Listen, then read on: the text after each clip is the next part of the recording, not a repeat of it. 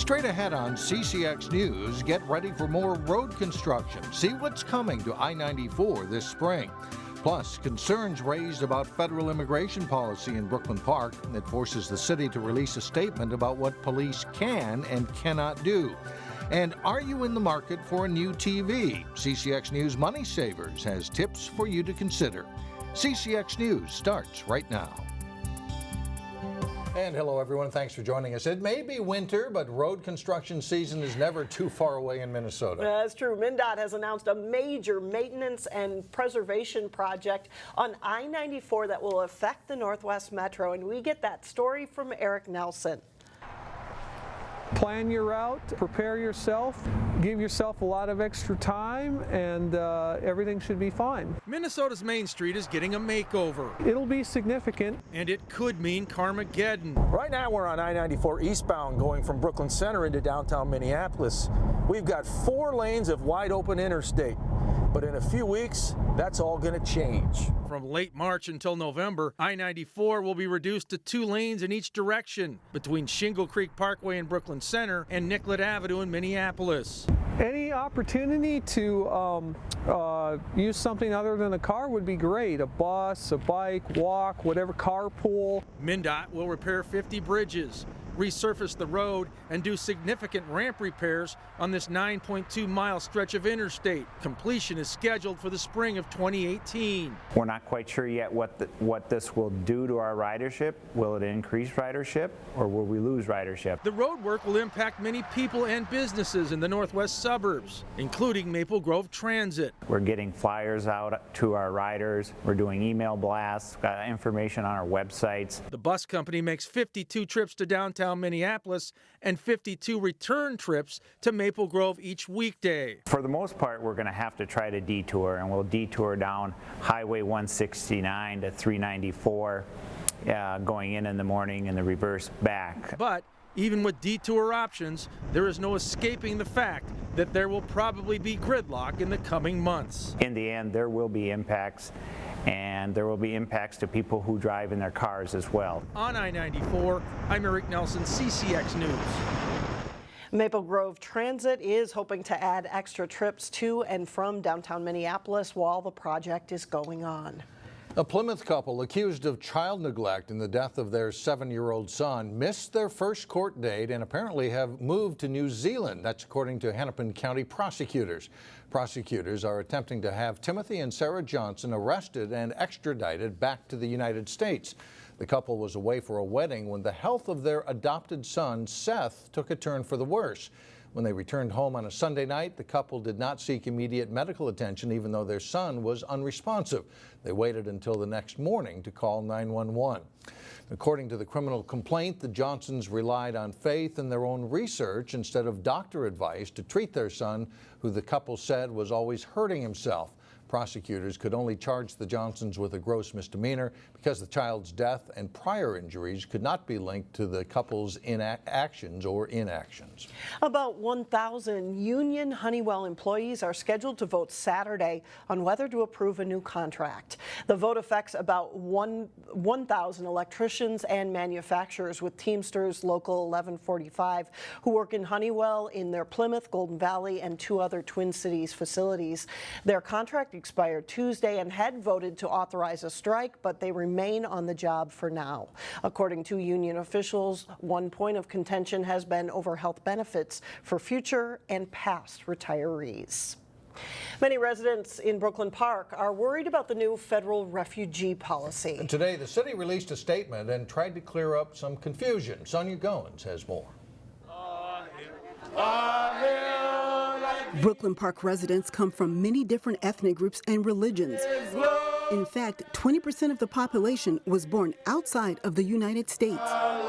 Some of those folks have concerns and questions surrounding President Trump's new immigration and refugee policy, which temporarily bans people from 7 mostly Muslim countries from entering the United States. We know there's lots of questions, there's lots of fear. Mayor Jeff Lundy says his phones have been ringing off the hook from residents wanting to know more. We have not declared ourselves a sanctuary city, but we do have some policies. You may not realize Brooklyn Park has had an immigration policy in place for over a year. It mostly focuses on what the city can and cannot do when it comes to immigration. The police department does not enforce federal law. We don't enforce immigration policy. But police will make arrests if they've got probable cause. So if we pulled over someone, for example, and they had 5 passports, 1 picture, that driver, and 5 different names, and they had plans to blow up the FBI building at Brooklyn Center. This is an extreme example, but it's a good example. We're going to contact the federal government. People are scared about what does this mean for them. Abdullah Kiatama is president of the African Immigrant Services in Brooklyn Park. He says his phones have been busy too. People begin thinking about legal status, police pulling you over, what is the implication for all of this? All of this together, combined, send a doomsday picture and scare a lot of people. Brooklyn Park also has a large Muslim population. Some are concerned about backlash. The bill itself gives license to those who believe in the anti-immigrant bias, xenophobia, allow them to feel validated, allow them to feel approved, authorized to do it openly. On Thursday, community leaders will meet at Brooklyn Park City Hall to talk about the immigration ban and the impact it's having on the community. They'll also discuss how to respond should the situation change. In Brooklyn Park, Sonia Goins, CCX News. Both the city and African Immigration Services has a list of immigration lawyers who can help residents for free. They say they don't want people getting scammed, nor do they want them relying on social media sites for information. A Northwest Metro lawmaker says increasing the state's tax credit for technical research and development will help keep medical device jobs in Minnesota. Republican Sarah Anderson of Plymouth is sponsoring legislation that would allow companies to get cash refunds for some of their R&D costs. Right now, they can get a credit against their taxes, but not a refund. There's also a move to increase the size of the credit to better compete with states like California and Massachusetts. Shay Mandel of the Medical Alley Association made the case before a House tax committee. We want that early stage refundability, but what we also want is Medtronic and Boston Scientific and Abbott St. Jude, when they're adding 25, 50, 100 jobs, that they're doing it here, not at their facilities in California or Massachusetts. The state is trying to estimate what the increased credits would cost. The committee will consider including the proposal in tax legislation at a later date. Coming up just in time for Super Bowl Sunday, questions to ask before buying a new TV. That's next in Money Savers. And later in sports, Cooper takes on Bloomington Kennedy in girls basketball with first place on the Metro West Conference on the line. But first, a chilly start to February. Temperatures only top out in the teens on Thursday. If you are in the market for a new television, it's a good time to buy. And Black Friday marks the lowest prices for TVs, but right before the Super Bowl runs a close second. And reporter Shannon Slatton has what you need to know in today's Money Saver.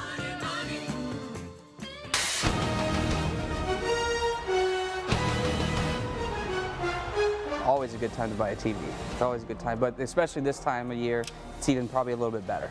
Super Bowl Sunday comes out a winner every year as the most watched program. It's the Super Bowl. Everybody wants a big TV. It's also a great time to buy a new television. We talked to Best Buy's Tyler Dolch about how to know what to buy. TVs are becoming more and more accessible because they're less and less priced. Now more than ever before, you can get a high quality television for less. But when you come in to buy, there's one question you need to be able to answer. What do you plan on doing? What do you like to watch? Are we streaming? Are we watching Blu-rays? Are we just watching cable TVs? With televisions everywhere from your kitchen to your garage, identifying what you need your television to do is most important. You've got, your traditional just standard 65s that go all the way up to your premium ultra high def 4Ks that can do almost everything but your taxes. Let's break down the 3 categories. If you don't need a top-of-the-line TV, you can get a great model at a low price. But even if resolution is high, it may lack advanced features and smart technology. Mid-level sets give you 4K technology and are likely your best bet if you are an average viewer. But if you want bells and whistles for movies and gaming, it's like going from a horse and buggy to a rocket ship. Top-tier TVs are smarter, more versatile, and more expensive. Keep in mind most of the top features will be on next year's sets at far lower prices. So instead of being swayed by a low price, First, ask questions. It's all about asking questions. Then find what fits your need at a price you can afford. Just because something's on sale doesn't necessarily mean it fits what you're looking for. For Money Savers, Shannon Slatton, CCX News. And there's one more time of year when television prices are at their best, and that's usually in late March or April when the new models come out. Well, coming up, Old Man Winter is back from vacation, and why that's good news for the City of Lakes Loppet. But first, local athletes sign on to play college sports. John Jacobson shows us who's going where up next.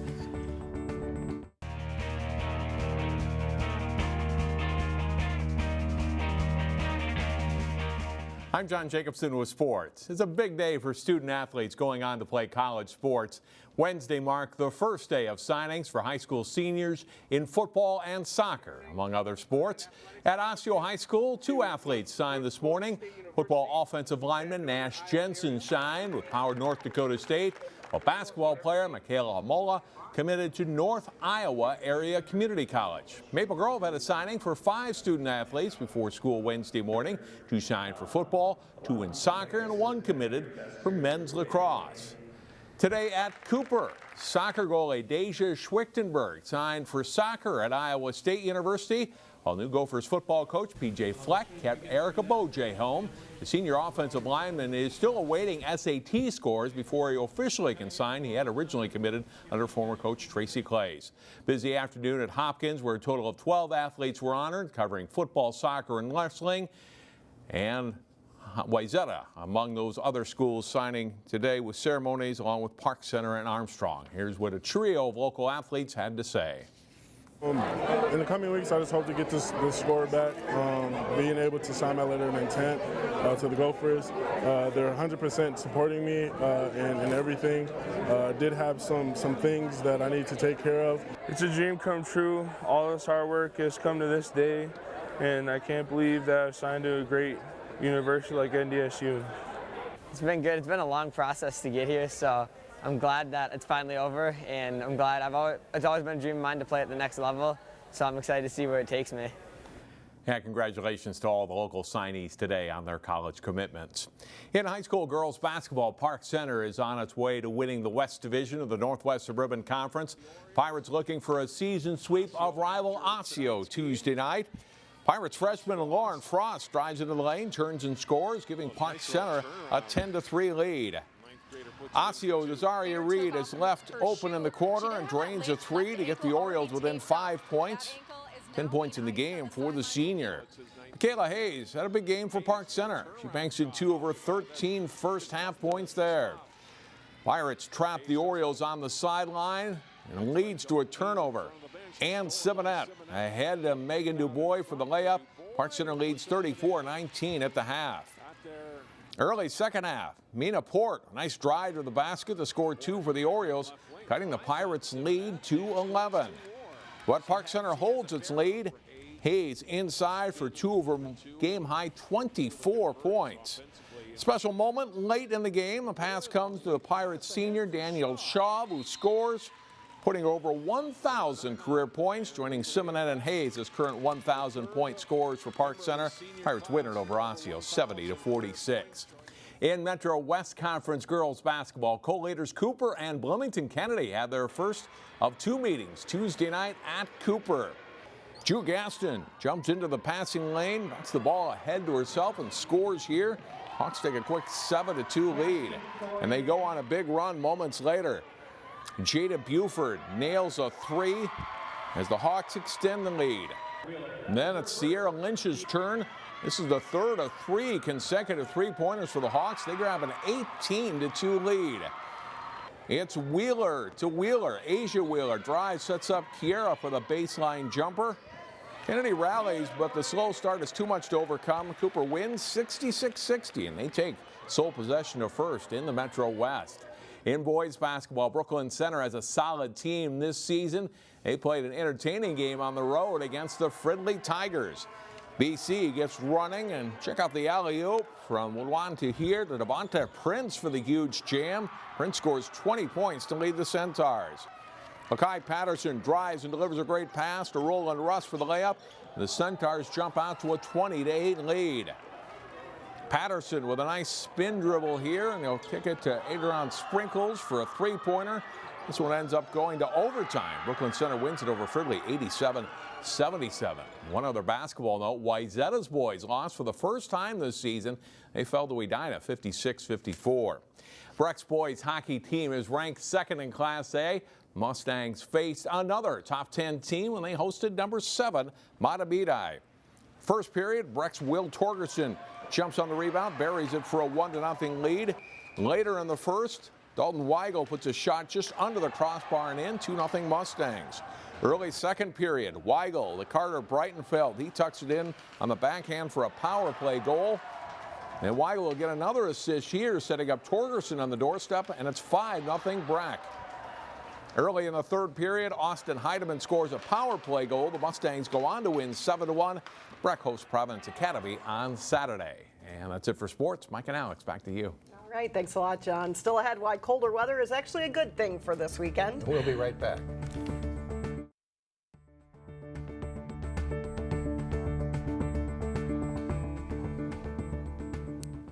This weekend is a chance to embrace winter in Plymouth, and judging by the forecast, it will feel like it too.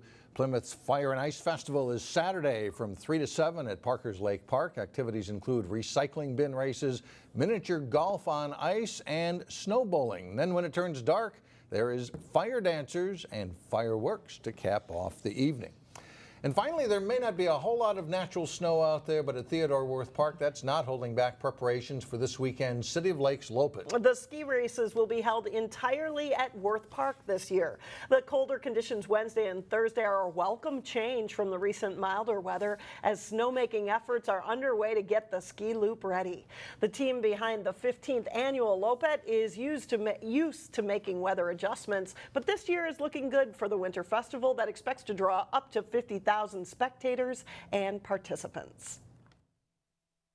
This year we have been working really hard to put snow down, and we'll have about a 6.5 kilometer loop, so that'll make for a much more pleasant experience for the skiers.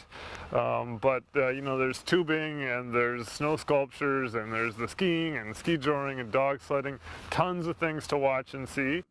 The Loppet runs Friday through Sunday at Wirth Park. A free shuttle ride into the park picks up at Mortensen Construction in Golden Valley. And for more information on all the events, you can visit loppet.org. And that's all the news for us. Thanks so much for joining us. And we will see you back here again Thursday starting at 4.